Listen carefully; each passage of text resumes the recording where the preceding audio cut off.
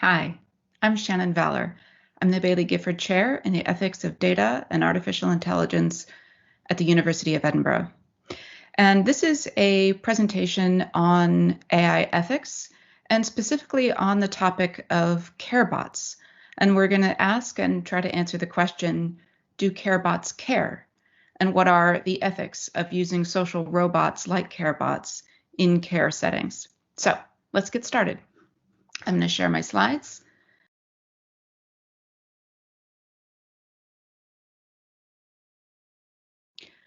So let me give you some background about me. I direct the Center for Technomoral Futures at the Edinburgh Futures Institute at the University of Edinburgh, where I'm also appointed in the Department of Philosophy. I came to Scotland in 2020 from California, where I had worked in Silicon Valley for over a decade as a philosopher and an ethicist of emerging technologies. I've had experience collaborating with industry, with government, with policymakers, and with technologists across the spectrum of computer science, engineering, robotics, data science, to try to develop tools, techniques, knowledge, concepts, and practices that help technologists embed ethical practices, ethical understanding into the design, development, and deployment of new technologies. Today, we're going to talk about something called robot ethics. Now, in this context, we're not talking about the ethics that robots might have. We're talking about the ethics that people who design, develop, and deploy robots have to apply in order to do that responsibly.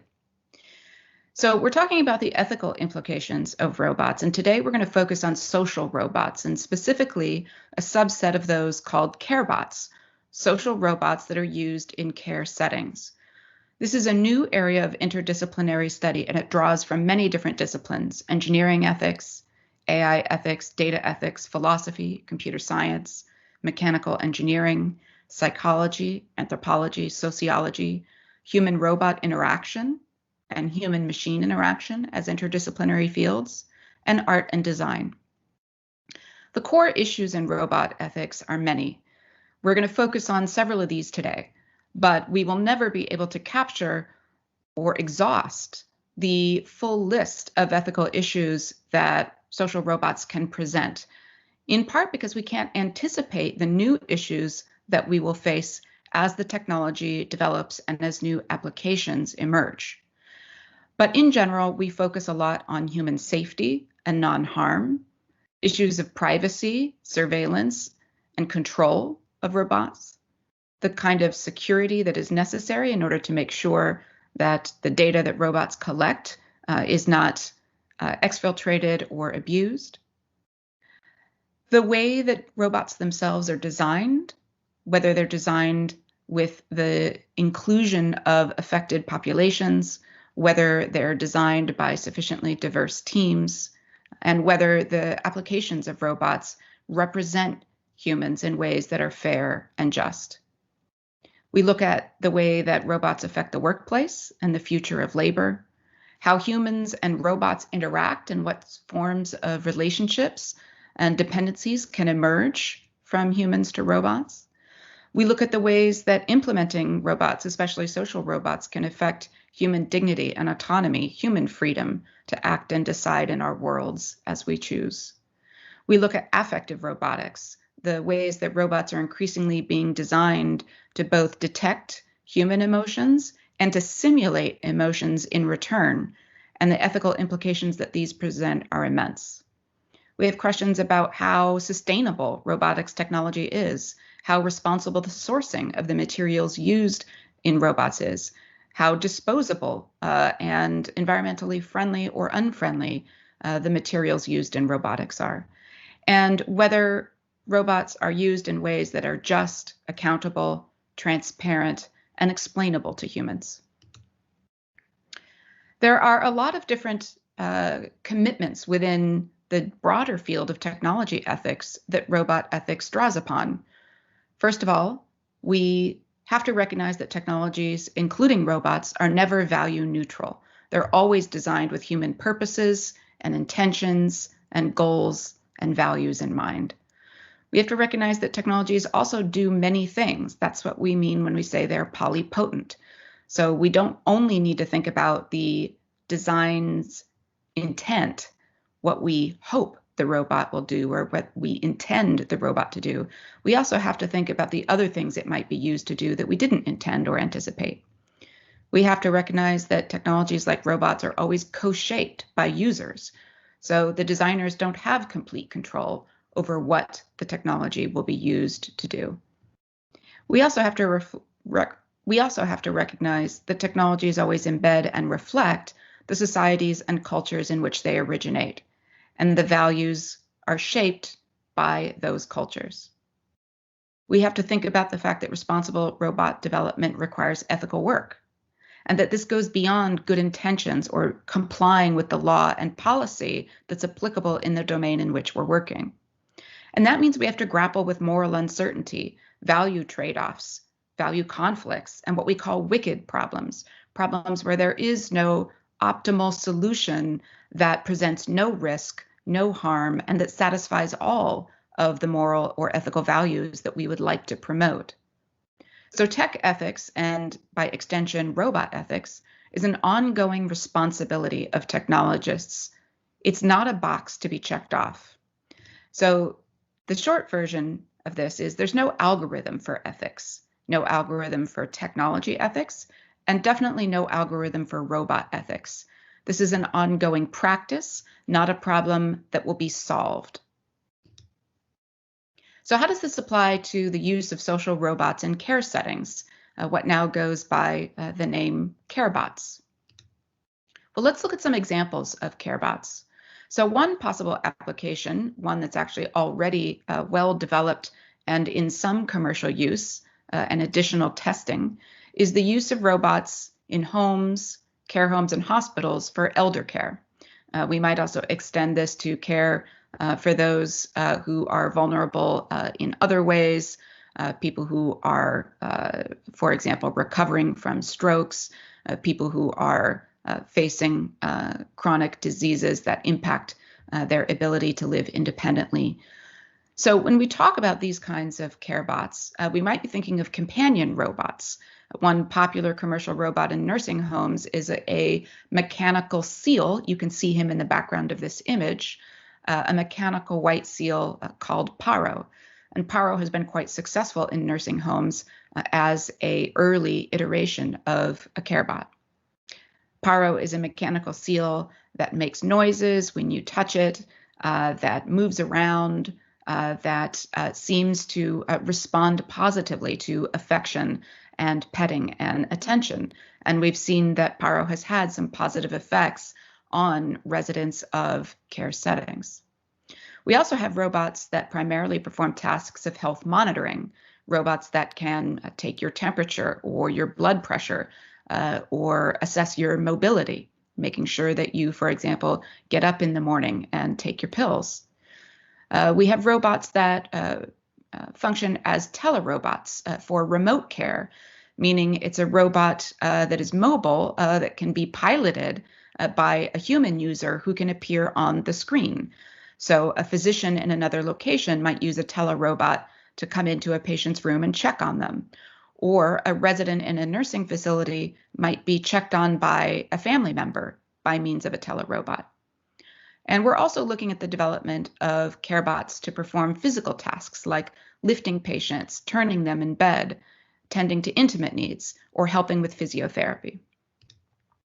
There are also potential carebot applications with children in homes, daycare, and schools. And obviously, this is a tremendously ethically sensitive and risk-bound approach. But nevertheless, there are already plenty of pilot studies and examples of robots being used in schools as companion or play robots. We have many examples of robots in development as therapy robots, for example, for children with autism spectrum disorder or other conditions where there is a value for robotic therapy. Telerobots, as described in the previous slide, can also be used in schools for remote learning. They can also be used to assist teachers in the classroom, or they can perform tasks like classroom monitoring. One question we have to ask is whether carebots care. Well, what do we mean when we ask that question? Well, there are important limits to robot care that we have to acknowledge. Carebots can perform some caring tasks, but keep in mind that robots, even when they imitate human emotion, actually lack the emotions and motivations that stand behind human care. So a robot that appears to be moved by an expression of pain or discomfort in an elderly patient, for example, and moves forward to assist or to get help, is not actually caring in the emotional sense, even if they display signals of emotion. So robots don't actually understand the meaning of care or its moral and social significance. They are merely machines that are programmed to respond in ways that support caring tasks, but they don't have the cognitive or emotional dimensions of care that human caregivers possess. This means that they can't recognize new or unexpected care needs that they were not designed to detect. And it also means that they're not yet able to safely perform many tasks of physical caregiving. And this is true both because of the limitations or absence of understanding of the significance and risks of care, but also because from a biomechanical standpoint, it is very difficult to design robots to perform physical tasks that carry no meaningful risk of injuring human patients. There are also some risks of robot care that we have to take into account. Despite the fact that robots have no genuine emotions, humans can form strong emotional attachments to social robots. And these attachments, as we've said, will not be reciprocated. And yet, the robot design might mimic reciprocation of affection or love or friendship, furthering these attachments. And we have to ask about the potential benefits and harms of these attachments. Humans can also be deceived or manipulated by simulations in robots of emotion and caring intent. And there are risks that are associated with this, as well as questions about the inherent ethics of deceiving or manipulating people, especially if they are in a vulnerable population, such as children or the elderly. Humans, in some cases, may actually form a preference for robot care over human care or companionship, and we have concerns about whether that might diminish human interaction in cared-for populations. And finally, humans can overestimate the capabilities of robots that appear intelligent or sentient, meaning that they may rely upon the robot to respond intelligently in a risky situation where the robot may not be designed to actually understand and respond appropriately to that particular context. That can present safety risks. What are the advantages of robot care? Well, they can increase access to caring services for many vulnerable and isolated persons. They can stimulate and sustain human cognitive, emotional, and communicative capabilities. And they can even promote more human-to-human interaction than in care settings without robots.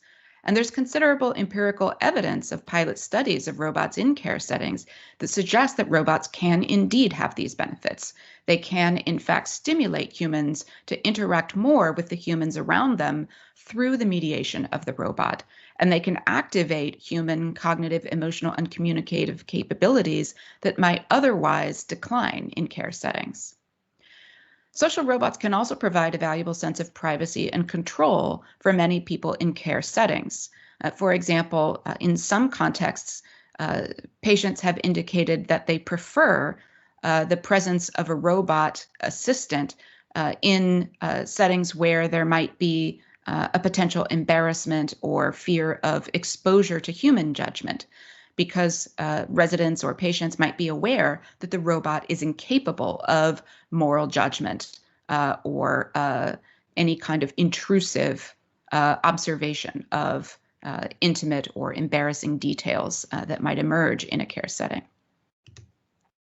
So when is using a carebot ethical? Well, I'm going to present a thought experiment for us to consider. So this is an entirely hypothetical robot. This robot doesn't exist, but we're going to imagine it. So consider a problem that is well known in the care of moderate to advanced dementia patients. Such patients often suffer from emotional dysregulation, that is, unprovoked anger, frustration, suspicion, confusion, fear, or anxiety that can both present obstacles to caregivers and also decrease the quality of life for the dementia patient. So let's envision a robot designed to help with this challenge. We'll call this robot Cesabot, which is a play on the Latin word for calm. So imagine that this is a social robot designed to help residents of memory care facilities with their emotional regulation. That is to help residents with the management of their own emotional states. Keep in mind that human caregivers, such as nurses, care home assistants, and family members, are often overburdened and unable to help patients with their emotional regulation. And when they do, it often increases caregivers' own emotional exhaustion and risk of burnout. So Cesabot might be helpful not only for dementia patients, but for the humans who provide those patients with primary care. So imagine then that you have a hypothetical AI company that advertises this robot. It will work directly with residents using AI and machine learning for sentiment analysis. So that's the technology that will allow it to understand, or rather predict and classify the emotional states of the residents. And it'll also have affective robotics design, meaning the robot itself will be able to simulate emotional states.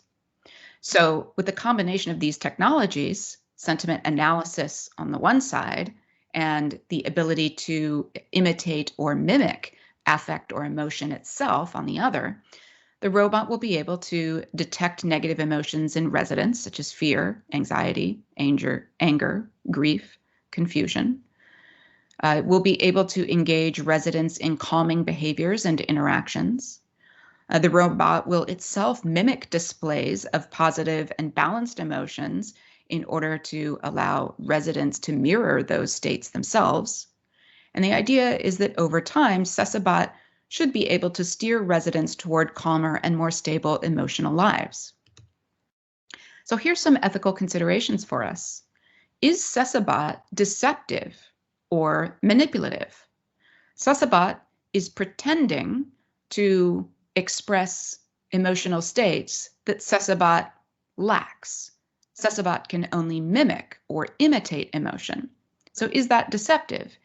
Is it manipulative, considering that the intention of the simulation is to elicit similar displays from the resident to change their emotional state? Is it unethical to deceive or manipulate dementia patients in order to assist them with emotional regulation? What should the residents or patients be told about Cesabot?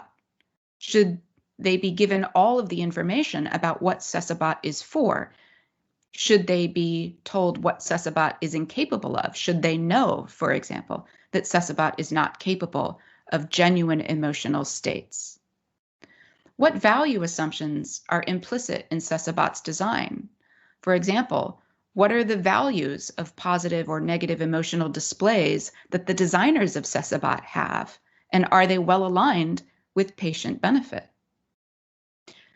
Can a robot that doesn't understand or experience emotion ever be trusted to regulate our emotions? Is it appropriate to put a machine that has no emotional life in a role of regulating our emotional lives? And how could known problems, for example, of racial and gender bias in AI and machine learning training data and model performance, for example, problems of bias in facial recognition, sentiment classification, and so forth, result in Cesabot giving unfair, ineffective, or otherwise harmful treatment to certain groups of residents? So, for example, what if Cesabot does not perform as well in regulating and properly classifying the emotional states of women as it does to male patients? Or what if it is unfair and ineffective in its treatment of patients from minority ethnic groups or different cultural backgrounds that might have very different emotional signaling protocols or norms in their communities. How might designers anticipate and prevent some of these harms? What safeguards or human oversight would need to be in place for something like Cesabot to be a responsible and beneficial application? What input should care workers have in Cesabot's design and use? What harm could Cesabot do if it performs other than as expected? Is it open to abuse or what we call dual use, where it could be applied for a different purpose, one that is explicitly harmful? Is a carebot such as Cesabot the best available solution or tool for addressing this problem? Have non-technological solutions or remedies been given adequate consideration? These are all the kinds of questions that we should ask in any similar application or scenario where a carebot is being deployed. So let's give an overview of some of the high-level issues that we address in carebot ethics. We've talked about safety and non-harm, and here we have to consider both the physical safety of humans and their psychological safety. We also always have to focus when we develop social robots on the potential harms to the most vulnerable persons and groups. And again, we may be dealing with inherently vulnerable populations, such as children or the elderly, but within those groups, there are likely to be subpopulations that are marginalized or minoritized or otherwise subjected already to greater social vulnerability. And those are the individuals and groups that we have to take most care to protect. We also have to maintain human oversight and meaningful human control of social robot behavior, and ensure that robot functions and goals remain aligned with human interests and values.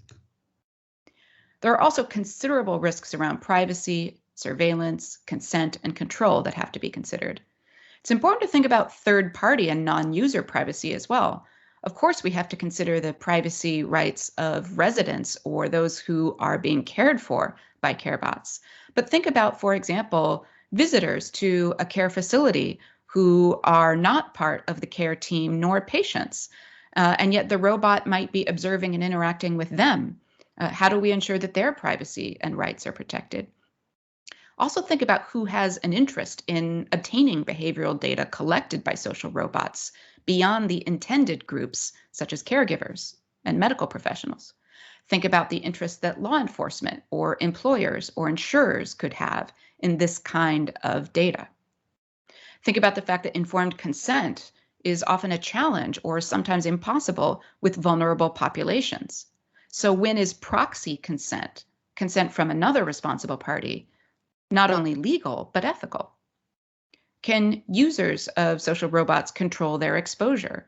Can they withdraw or refuse to engage with a robot without facing any harmful consequence or loss? We also have questions of justice, fairness, and accountability to consider. Who benefits from using this robot, directly or indirectly? Who will be put at risk? Are those who stand to gain the most from the use of a robot also the ones most exposed to the risks? Has the latter group, the group who might be at risk from this technology, been involved in its design?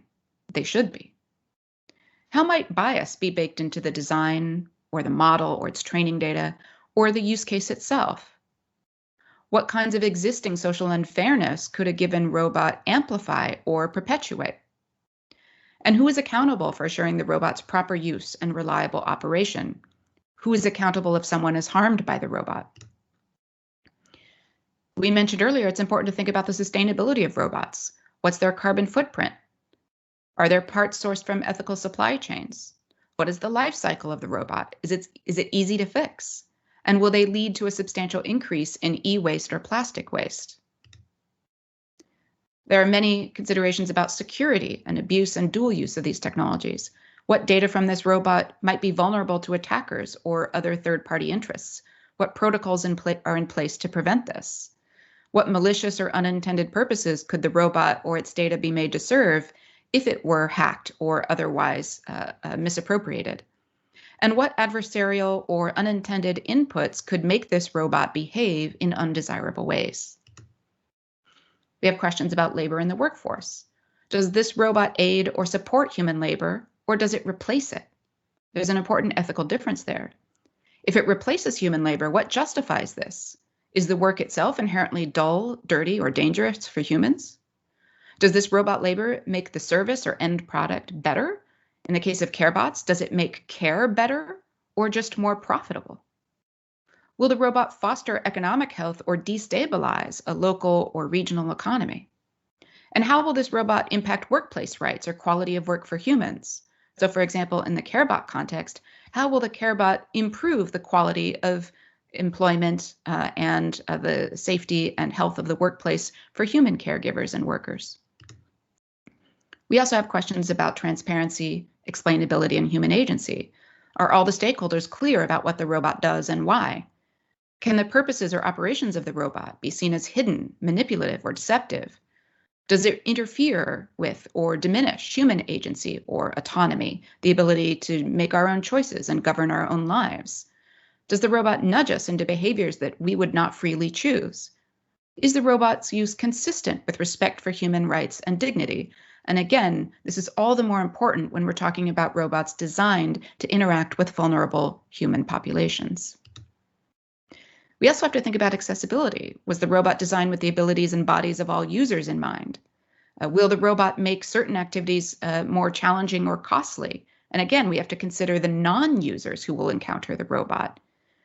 If designed to aid accessibility or unique needs, has the target user group been actively involved in design, development, and testing? For example, in the carebot context, think about a mobile social robot that is moving around a care home. Has it been designed to anticipate the interaction with users of wheelchairs, walkers, or individuals who might have non-standard mobility in the setting? This is also part of a broader ethical strategy of representation, inclusion, and participation. How does the robot's design and presentation engage issues of gender, race, age, nationality, and other identities? We have to remember that robots are never neutral. They're always designed from a perspective that takes certain goals to be priorities, that takes certain values to be important to foreground and promote. And even design choices like the color of a robot are not, in fact, neutral. They represent norms, expectations that often need to be challenged. So what stereotypes or constraints might a given robot reinforce in society or in a particular setting? Who had a real opportunity to shape the robot's design and development? Who was not merely in the room, but actually given a voice and a platform to shape that design? And one way of summarizing this responsibility is to ask the question, does this robot conform to or violate what has become a new ethical norm of technology design, nothing about us without us? This is a phrase that arose in the realm of disability studies and activism, the idea that technologies for disabled people should never be designed, developed, or deployed without the full participation and involvement of disabled people themselves. But this can be broadened to other populations, especially vulnerable populations as well. And think about the ways that robots affect our relationships with one another and with the world around us. Could people be hurt by dependence on this robot's labor or its social presence? Will humans know when not to rely on the robot and what its limits are? Will the robot project capabilities that it doesn't have, therefore deceiving us? For example, a robot that says, "I love you." And will robots be tempted to sabotage or destroy the robot? How will the robot impact caring bonds with other humans and animals in a given setting? These are essential questions to ask. So remember what is the too long, don't read summary. There's no algorithm for robot ethics. There's no algorithm for carebot ethics. It's not a problem that we solve. Ethics is a tool that we pick up and use every day. And it's a vital part of responsible robotics design, development, and use. Thank you. And here's some further reading for you that you may find useful if you'd like to dive deeper into this topic.